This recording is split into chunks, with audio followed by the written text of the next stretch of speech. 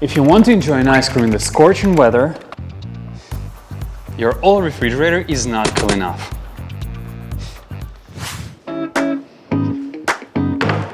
That's why you need ASPEN. The IceDrive mode only takes 30 minutes to cool all the way down to minus 0.4 degrees Fahrenheit.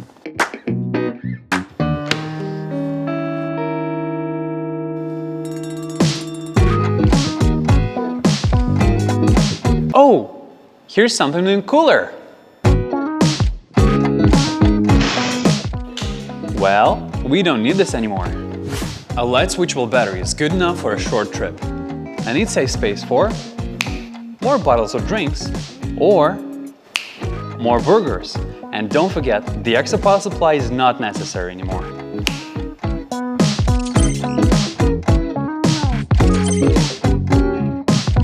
Vegetables, meat, all leave them to our smart guy.